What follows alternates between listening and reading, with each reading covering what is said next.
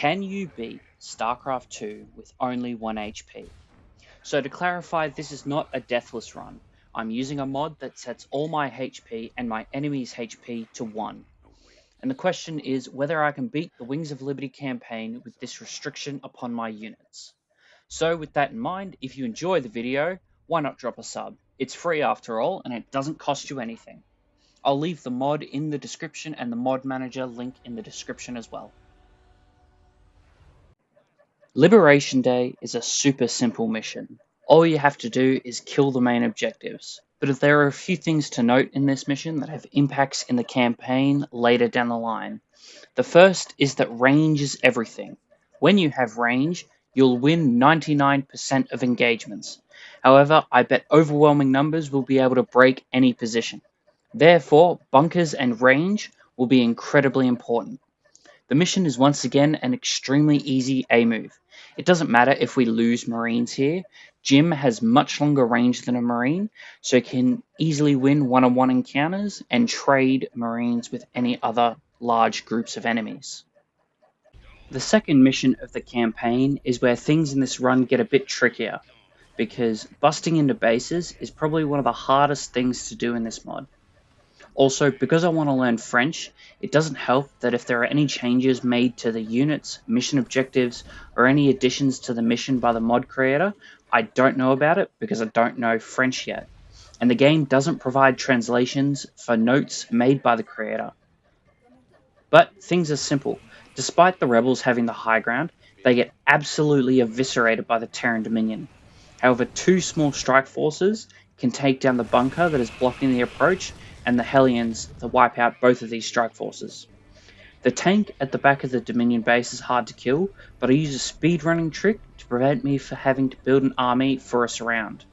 One SCV in a command center can just drop on top of the tank and attack it, killing it in one hit. And the leftover supply depot. Mission 3 is when things start to get interesting and displays my theory from the last mission. In order to break defensive emplacements, you or the enemy need overwhelming force. The Zerg on this mission just don't have the numbers to clear out any of the defensive emplacements. Their attacks are too infrequent and don't have enough units to break the lines. So I send 8 Marines at the start of the mission and start camping the bonus objectives. These 8 Marines can pretty comfortably clear out every single bonus objective without any help. The Marine is probably going to be the single most powerful unit I have in the entire game. Its range is average at 5, but the bunker bumps that up to 6, and you can have 4 in a single bunker at any one time. Once you get the bunker upgrades, they have 7 range and can have 6 in a single bunker, beating every single attacking unit in the game. Only large swarms of enemies can break a bunker. I'm also fairly sure that one bunker with 6 Marines can hold any attack wave besides attack waves from All In, the final mission of the game. And that's only if you're doing All In air. Nothing interesting happens in the mission, so let's talk about one of the new changes made in this mod. The medic would be entirely useless because it's a healing unit. So the mod creator has changed it to give it the most overpowered ability against any biological units in this mod, Irradiate. In this mod, it acts like an instant storm that kills every biological unit in a small radius. So it's pretty good. Once I complete the mission and reach the Hyperion, I got both of the bunker upgrades, granting the +1 range to all units and 2 extra slots in the bunker, making them that much more powerful. Our first stop in this campaign is Smash and Grab. It's nice and simple. All we have to do is retrieve an artifact from the Protoss. So we just need to bust defensive emplacements, which once again is super difficult, and we have to fight the Protoss, which, to be fair, shouldn't be that hard. They don't have any of their scary units, such as Colossus or High Templar really, so it should be nice and simple, and they have terrible cannon placements, so it's not hard to break up ramps. Once big initial fights are over, the cleanup of bases is super simple. We have to win these fights or else we get counterattacked and die. The Zerg on this mission are extremely strange though. It takes them 7 minutes to overrun the Protoss, but they don't go straight for the artifact. This leads me to believe that they're on a timer of some kind, and the timer must count down fully even if the Protoss base is destroyed.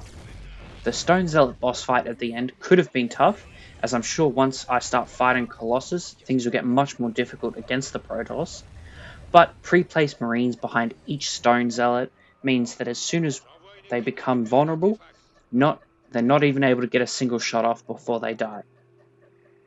At the moment, none of the researcher armory upgrades helps me, as it's either health upgrades or just random upgrades that probably won't help, such as concussive shells. Redstone is up next, and it should be simple. Just gather 8,000 minerals. And while I'm no speedrunner, I'm decently familiar with this level and its layout. So, with my two starting Marines, I head straight for the Brutalist bonus objective. I lose one Marine, but that's no issue. After killing the bonus, I collect the starting cash around the area and head back to base for the first lava wave. During this, I build 2 bunkers and 3 barracks to produce units. When the lava recedes, I send 4 Marines to the top plateau to rescue the SCVs and Reapers. I move down to the middle base and wipe it out easily.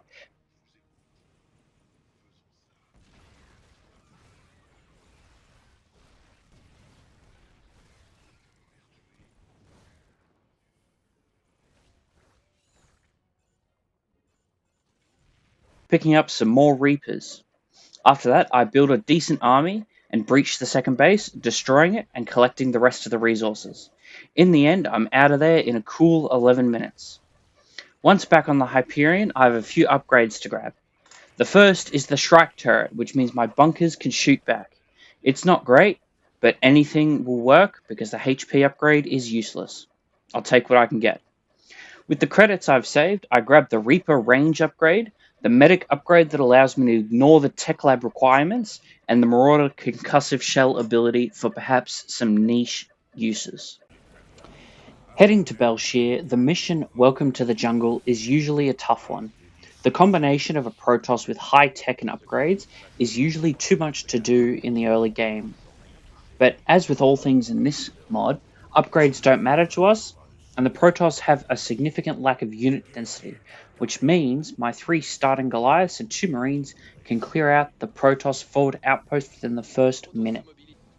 Unfortunately, my only options are Marines in this case. I would like to use the Goliath, but until it gets its upgrades back on the ship, it's kinda useless. With only 6 anti-air range, it gets outclassed by the Void Ray, which has 7 range. But the cool thing is that 2 bunkers can hold this entire mission with no trouble. The 8 or 9 range that the Marines have inside the bunker outranges anything except the Colossus, which I only saw 2 of, and I don't believe they have the Thermal Lance upgrade. One where it was warping in and I killed it without it touching me, and the other couldn't hold off the Marine onslaught because again, without a front line they can't really stand up to me throwing bodies in their way. When I get back to the ship, I grab both Goliath upgrades. That's +1 anti-ground range and +3 anti-air range, and it can shoot both attacks simultaneously. It should be noted that the first Protoss research we chose was the weapon speed upgrade, which increases the attack of all units by 5% per upgrade. Next up is the Great Train Robbery, and I have to say this mission was super disappointing. The usual design of this mission is that your bases have extremely limited resources, so you need to take good, cost-efficient fights and bulk up your forces by the end of the mission, otherwise you just get overwhelmed. But there are minerals that have 10,000 resources, and it's just ridiculous.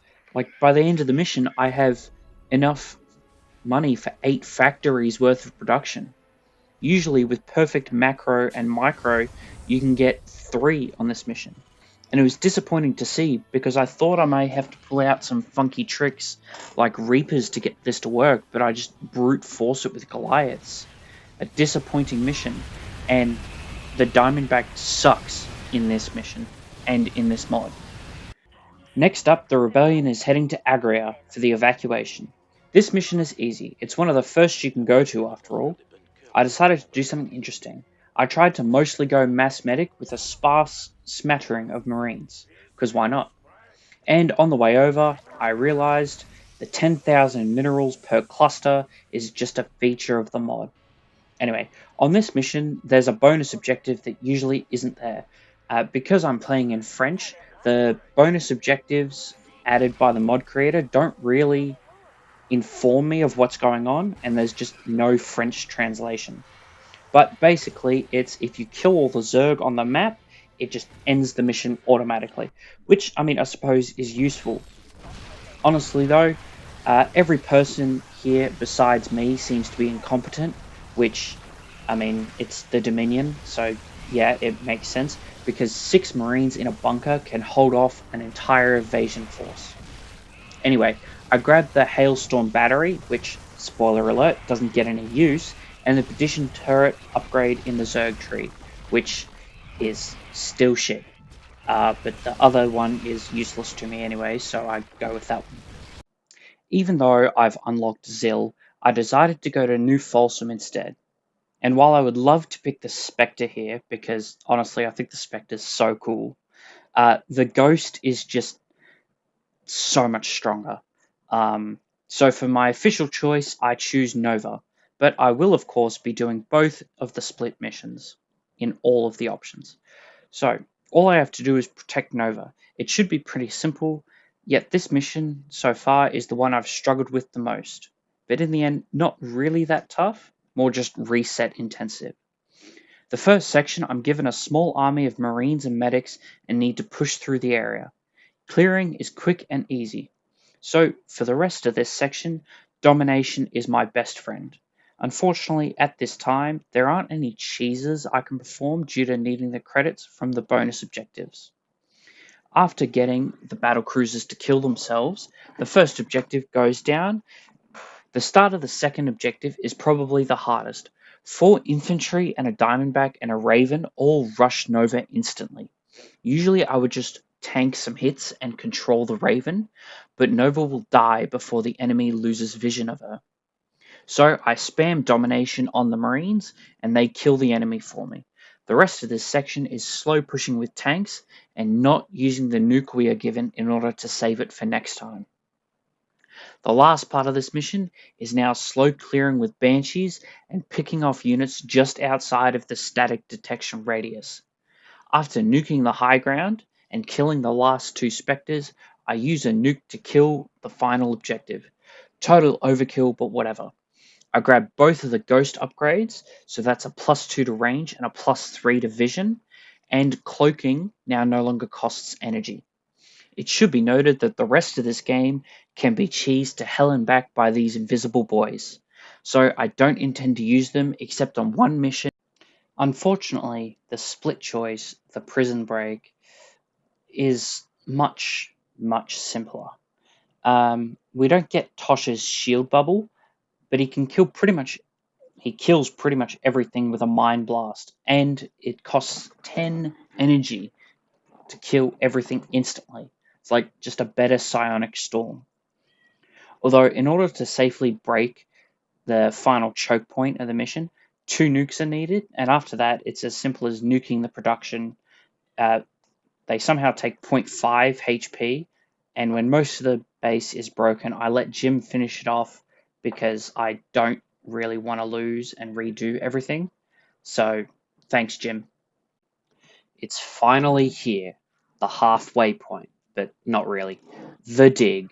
Usually this mission is a holdout against the strongest Protoss base you see within the campaign. We're talking cannons, colossi, and all manner of Protoss forces. When trying to push up the ridge, which means you know what I'm about to say. Because the mission objective dies instantly, there's a new objective, which is to destroy the Protoss bases. I decided to go with a Goliath Diamondback composition. It's quite effective. Well, 50% of the composition is effective. That's right. Even with the range upgrade, the Diamondback, it still sucks. Though, to be fair, I don't have the best micro and often just attempt to brute force my way through. The hardest part of the mission is trying to force my way up the second ramp. I'm sure Marines could do it, but I don't want to use those too much, so mech it is. My first bust is terrible. About 15 Goliaths die, and I can't even see past the first 2 cannons. My second attempt, I go a bit smarter, using a barracks to spot the high ground and start killing the early defenders. Then I push up, and from the time that I get into the base and level it, about 30 seconds pass. And that's another mission done. I end up grabbing the microfilter for 25% more gas when mining. Whispers of Doom is the first Protoss mission, and while it's easy for this challenge, it was incredibly fun.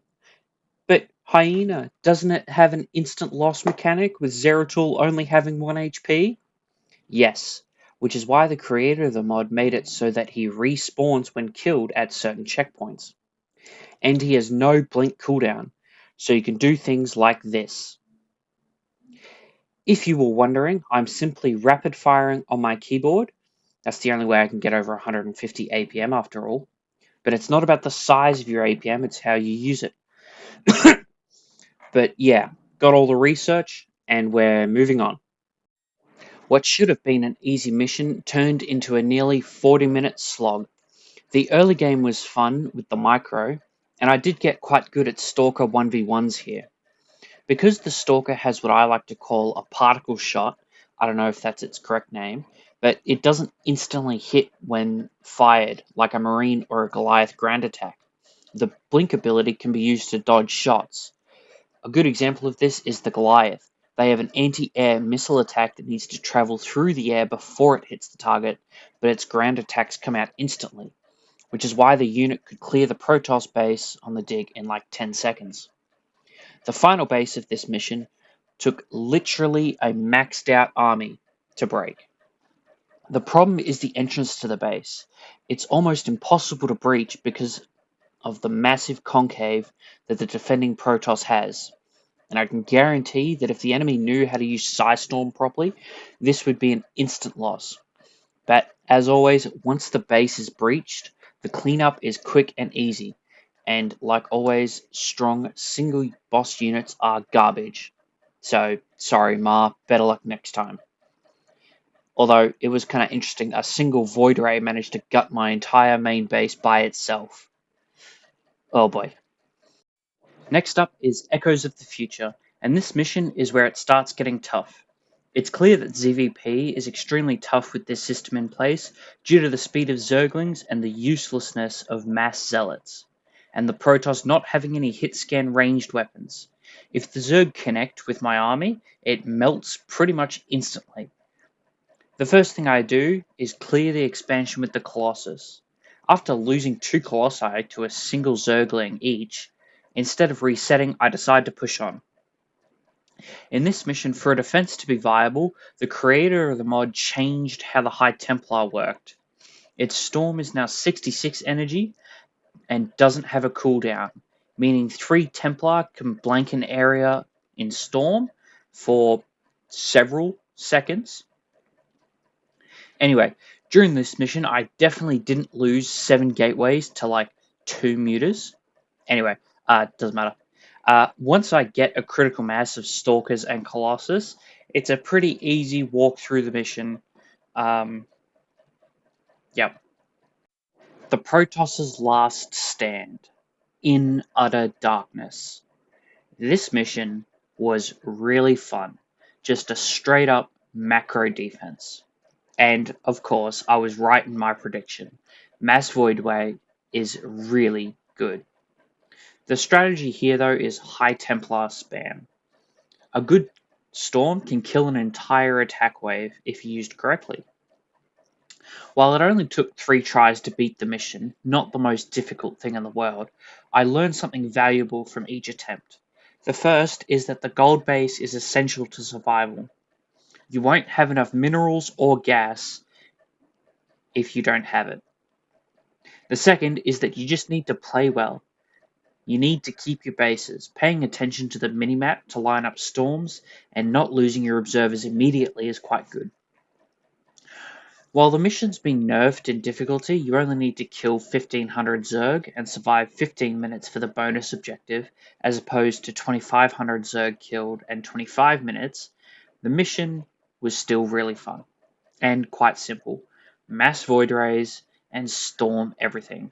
So long as I protected the bonus objective, which is the main point of doing the Protoss missions, I knew I would be fine. Now that all the Protoss missions are completed, we get a massive number of upgrades. The first is Automated Refinery, which will help harvest gas faster than the Twin SCV upgrade. The second is the Raven, which has more utility than the Science Vessel, although now that I'm writing the script, Defensive Matrix could have been cool tech.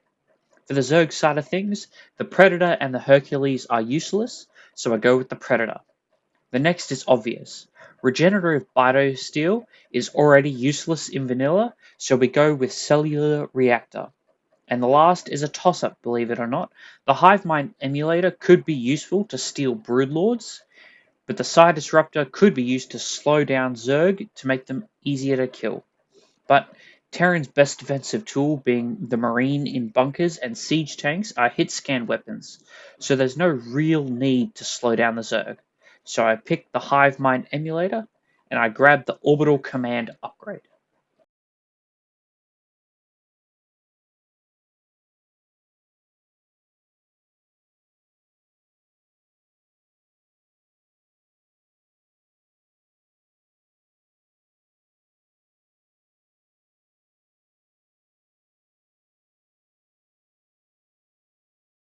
Next up is Cutthroat, and if you didn't know, this will be the one mission I'm going to cheese with ghosts, because I've always wanted to try it. The first thing I do is slap down a nuke silo and a tech lab, and start pumping ghosts. I grab a second silo and move my ghosts throughout the map, claiming the bonus objectives. Finally, I build a Raven and clear the missile turrets that are close to the edge of Orlan's base. Once that's done, I nuke Orlan's planetary fortress, skipping paying off Mirahan and just grabbing the objective myself. Outbreak is next, and I decide to play Reaper Marine. As it turns out, this mission has been changed drastically.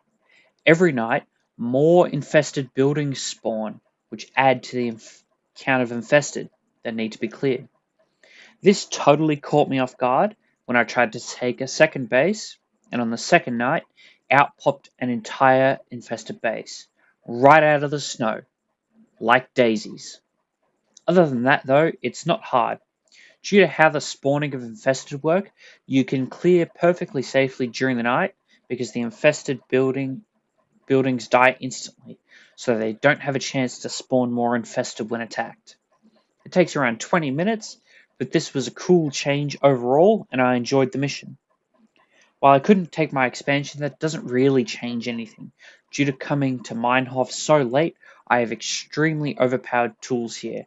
The Ghost would single-handedly destroy the mission, the Reaper is always good, and Marines clear out everything else easily. Not to mention, siege tanks just are a thing. Next up is the Colonist Split Choice mission, and there isn't really much to say here. Despite Dr. Hansen being part of my crew for a while, I need the Protoss research more than the Zerg, so I choose Cylinders. The mission is quite simple. The defense starts with 3 Vikings and a group of infantry. I reposition my buildings and make 2 bunkers and 2 tanks to hold off the infested. Also, for some reason, there's like 3,000 Vespian gas at the bottom of this map. Usually in vanilla, there's like 500 or something. So I go and grab it all. My plan here is to build Vikings and Ravens for point defense drone. Landed Vikings with their hit scan attacks can deal with the ground, whilst the Vikings in the air can swat away pretty much everything else. The point defense drones counter pretty much all the Zerg's anti-air, the Hydra, Muta, Spore Crawler, and Queens. After clearing out the second base, I place down an expansion and get 4 starports and 6 command centers and overwhelm the Zerg with my economy. I grabbed both Viking upgrades, and as much as orbital drop pods would make this easier, I grabbed the tech reactor for my final Protoss research upgrade. The defense of Haven, or whatever the mission is called when you side with Dr. Hansen, is easy. Like, really easy. The winning attempt took about 3 minutes and only took 2 attempts. First, take the 3 starting Vikings and kill the Warp Prisms and Phoenix by the first Nexus. Land the Vikings on the high ground and kill the Nexus. Make 2 Hellions and 2 Marines at home for defense, and send the starting infantry to the second Nexus and target it down. Lastly, you need 2 Vikings to be safe for the final Nexus.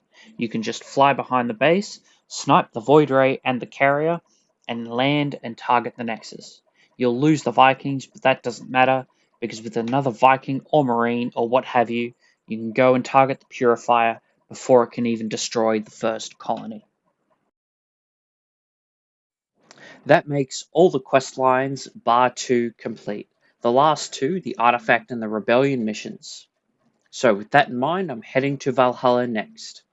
The starting section is quite tough. I need at least 1 Marine to get past the flame turrets, so make sure to fry all the infantry in this section with the medic's irradiate ability. Tychus dies almost immediately, and thankfully that doesn't mean game over. After we get the Odin and hold off the initial battlecruiser attack, I get the Wraith, the best air unit in this mod. Usually the problem with the Wraith and why it's so bad in vanilla is that it has paper defense and bulk, with a tickle beam as a ground attack. Now we have a maneuverable fighter that can cloak and kills everything in one hit.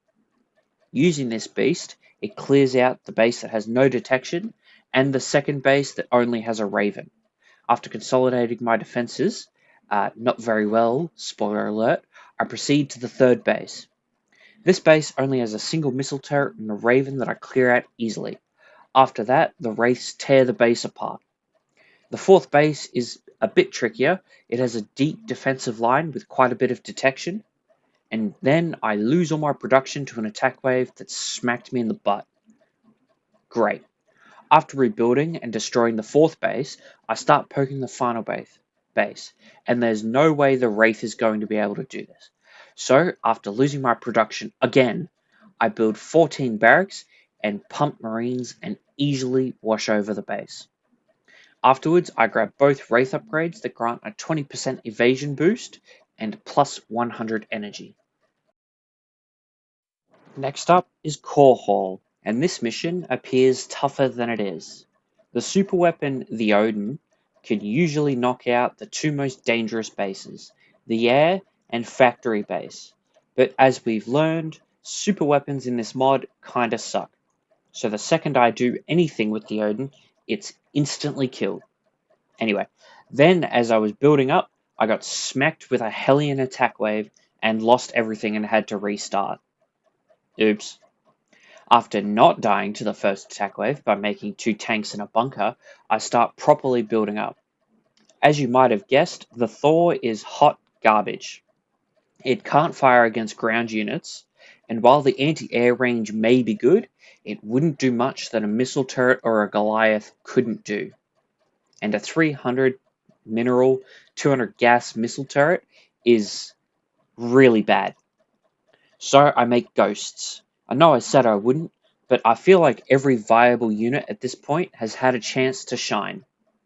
So, using a combination of nukes and the ghost's weirdly long range, I clear out all the bases and start the objectives.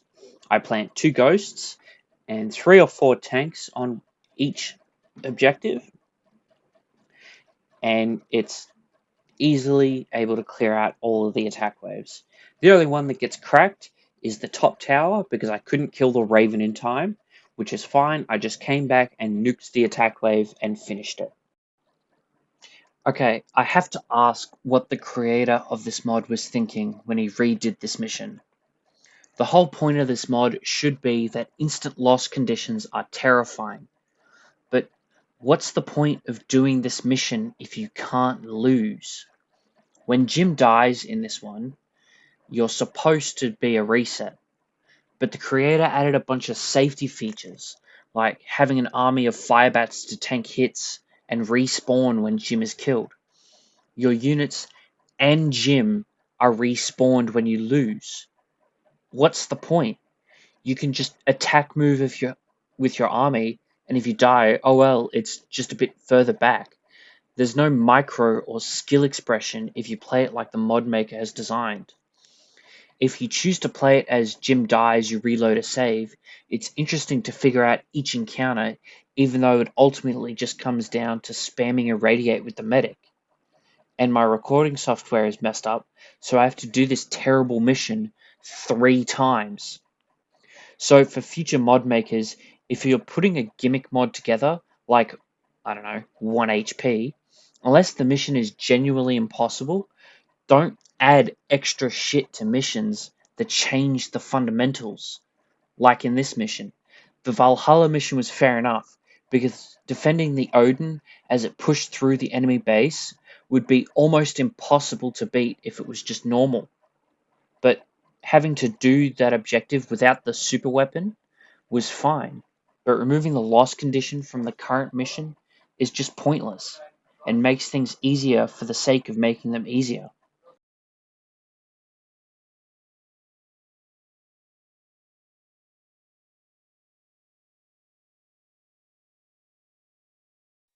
Tyrador 3 is one of the most optimized missions in Starcraft 2, if you didn't know.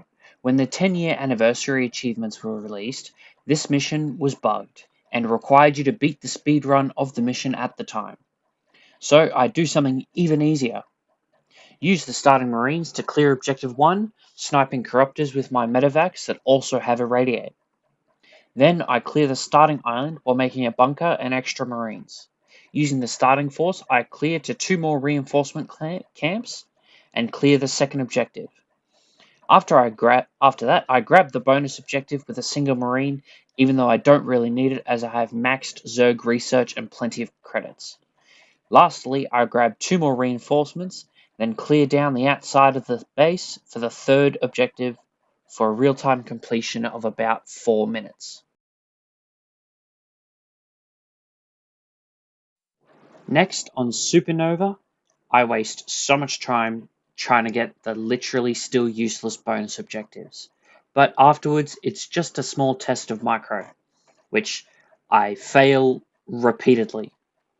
All you have to do is move your starting Banshees and 2 Vikings to the top of the map and clear out the warp prisms that are providing power to the cannons.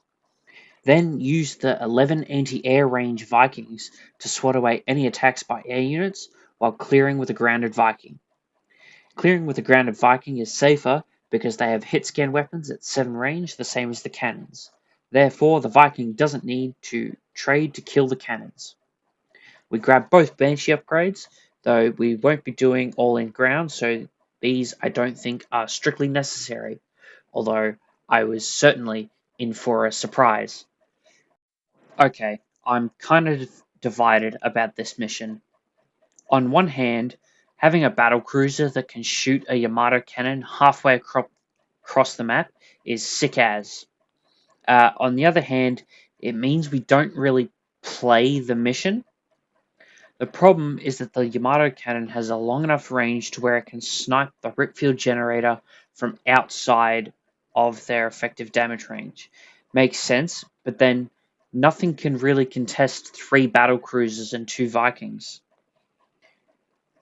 At the bottom of the map, there is a group of capital ships, but they can't do anything against the 11 range Vikings. Also, the enemy is immune to the Ripfields, but my Protoss units aren't. Doesn't really make any sense. Anyway, after clearing down to the edge of the last Ripfield, I Yamato the objective and win. No real challenge besides me not setting up defenses. I feel like just giving all units 1 shield would make a more fun mission with more varied strategies, like Tank, Raven, Viking. Could have been loads of fun, slow pushing through the map, but oh well. And for the final upgrades, I grabbed both of the battlecruiser upgrades. Although, spoiler alert, they're both useless. Anyway, next up is the final set of missions. Char.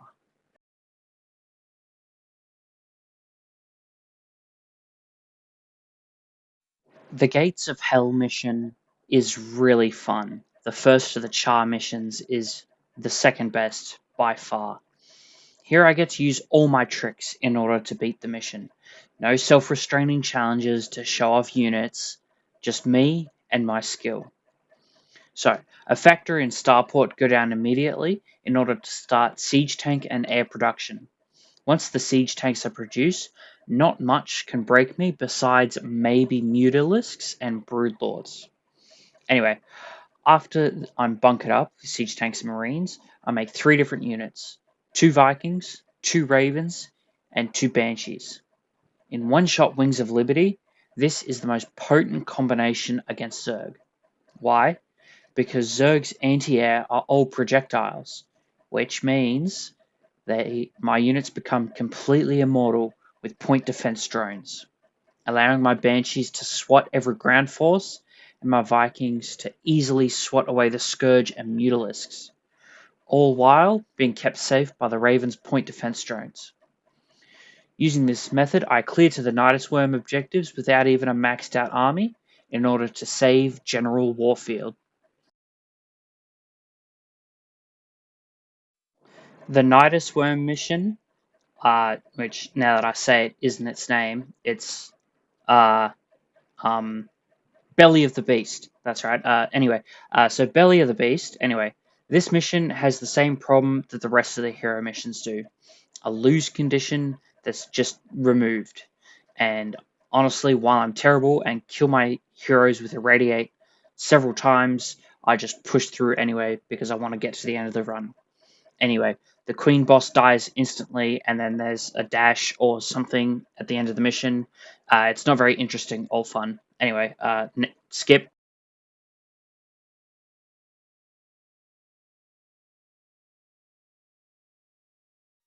And the penultimate mission of Wings of Liberty before all in. Shatter the Sky. Wow, the battle cruiser is really good. So it turns out that the last artifact mission had really bad consequences. The platforms can be shot with Yamato cannon well out of range of any defenses. No breach, no macro. So I just use 2 battle cruisers, Yamato the first island, skirt around the edge of the map, Yamato the air platform, send my starting infantry to kill the Leviathan and the 3rd generator, and then after that's done, I send 2 battle cruisers and Yamato the final objective without ever taking an expansion or busting the base or just anything of substance. It was just really, really easy. So, in the original script for this video, I had written the final mission as quite underwhelming. This was before I switched back to English to read the parameters of what the mission actually was and replayed it. And I have to say, this was really fun.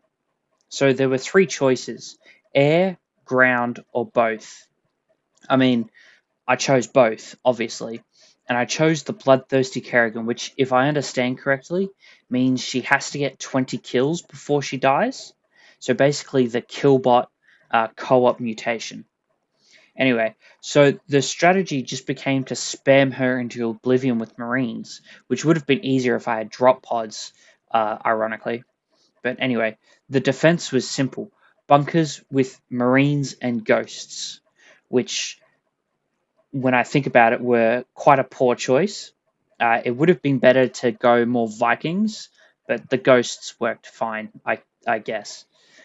This mission really emphasized the Terran playstyle: stalwart defenses that require overwhelming numbers to break, that generally speaking, campaign enemies just don't have. As the mission went on, though, I could feel myself getting more and more desperate, macroing to the best of my ability. When drop pods rained from the sky and broodlords sieged my buildings, I'd be pretty destroyed pretty quickly. If the Vikings weren't placed correctly, they got shredded, usually by mutalisks or hydras. Uh, and then the final Kerrigan happened, and I had to all army my entire army for the first time in the mission, and literally threw everything at her. The battle cruisers, which were holding the Nidus Worms at bay, with their ridiculously overpowered Yamato cannon just got deleted, and the two Banshees that were definitely in the mission, and all my leftover Marines. And as soon as she hit that 20 kill count, I knew that I had done it and that it was GG. I beat Wings of Liberty paintball on brutal difficulty. This was fun. Uh, at times, some of the changes to the missions were frustrating. I think the secret mission certainly came to mind. It didn't need to be baby easy mode, but I certainly enjoyed myself overall. Um, some things I might have disagreed with are on certain missions you didn't need, 100,000 minerals per, mineral cluster. Obviously, that was kind of unnecessary, um, let's say. But anyway, if you happen to enjoy the video, why not like and subscribe? It is free after all, and perhaps leave a comment on what mod you may like me to try next. Until next time.